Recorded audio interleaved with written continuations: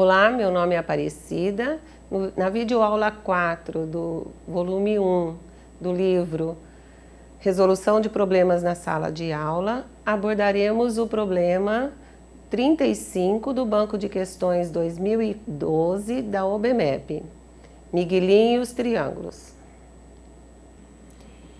Miguelinho brinca com dois triângulos iguais, cujos lados medem 3 centímetros, 4 centímetros e 6 centímetros.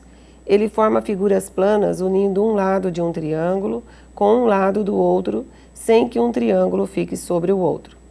Abaixo temos duas figuras que ele fez.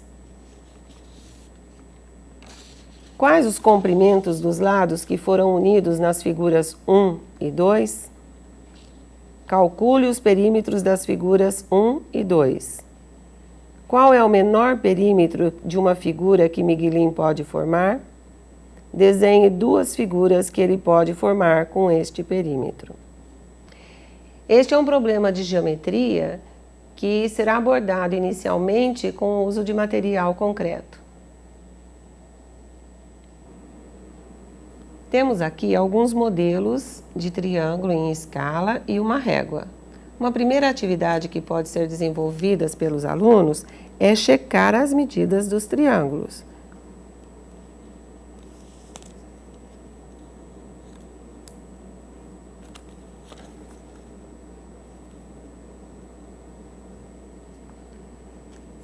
Numa sala de aula, recomendamos que o professor leve os alunos a reproduzir com os modelos as figuras do problema. Uma possível sequência de questionamentos para explorar a figura 1 é a seguinte: como eu posso reproduzir com material concreto?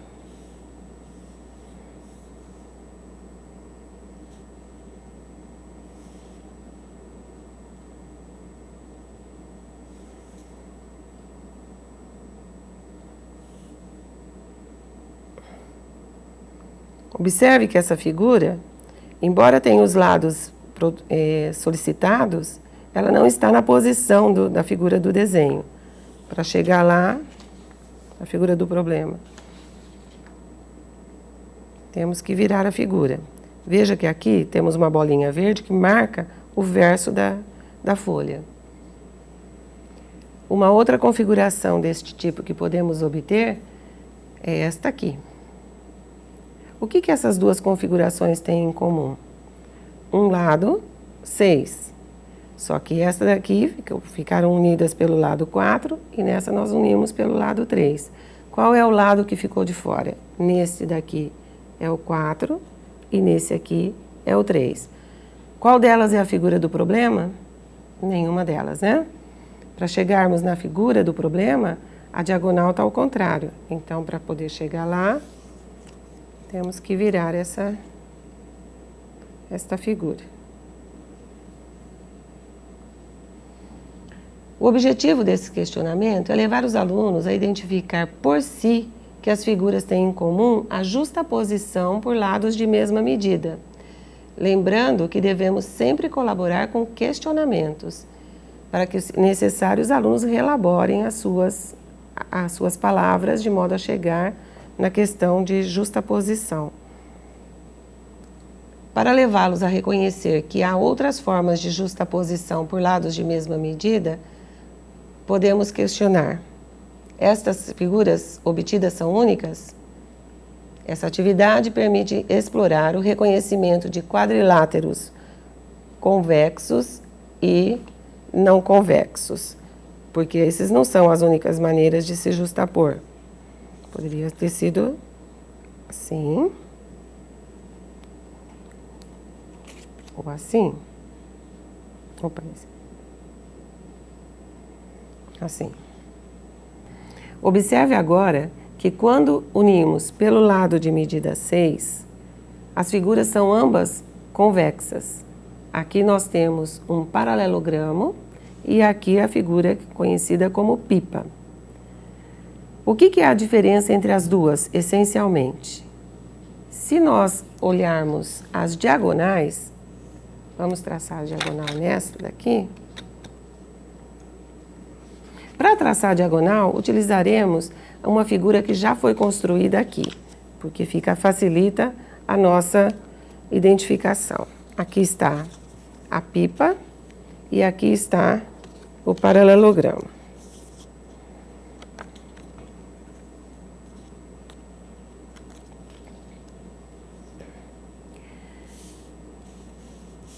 Traçando as diagonais,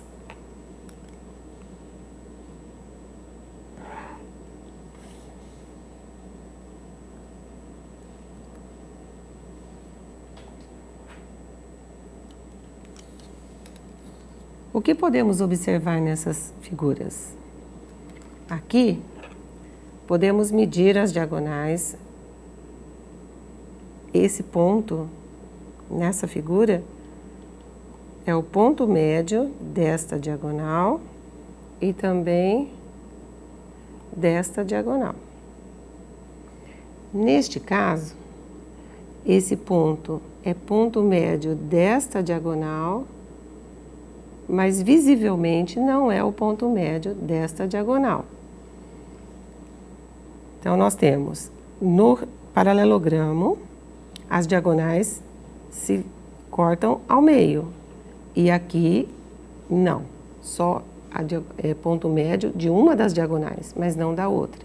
No entanto, se olharmos o ângulo formado entre as duas diagonais, visivelmente temos que o ângulo aqui é reto, nesse caso, e aqui não.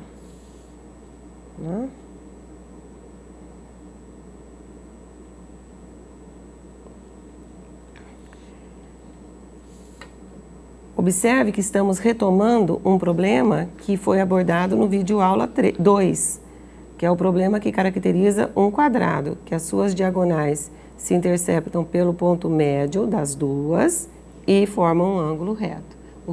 Aqui nós só temos o ângulo reto, não temos o ponto médio dessa diagonal, e aqui só temos o ponto médio, não temos ângulo reto.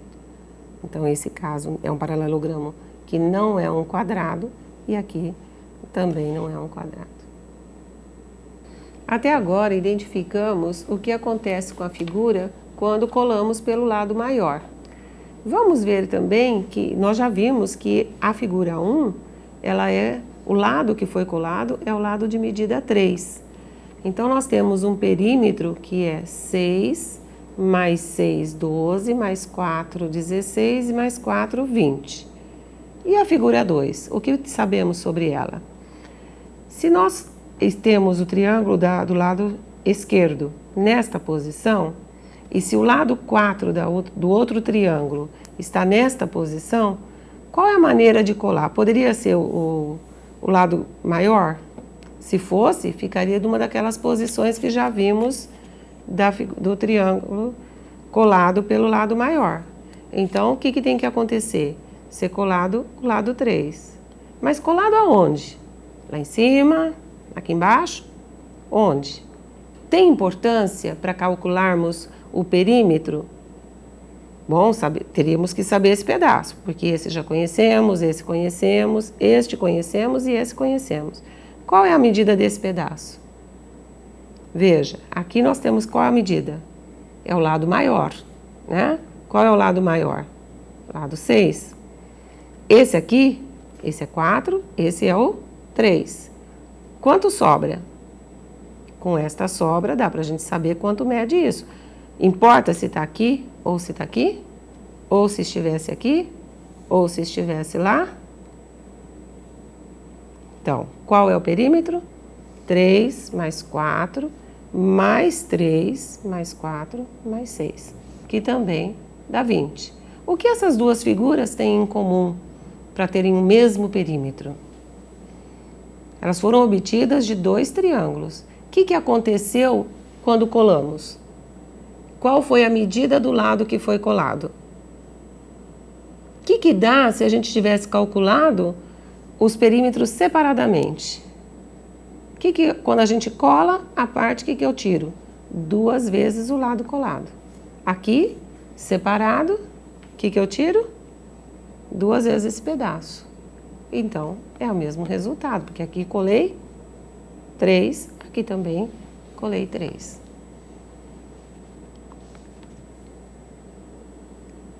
Recomendamos que esses questionamentos que fizemos sejam trabalhados um a um com seus alunos na sala de aula, com todos os alunos experimentando, em particular o caso do deslizamento, para que possam chegar eles próprios à conclusão de que os perímetros são iguais nesse caso.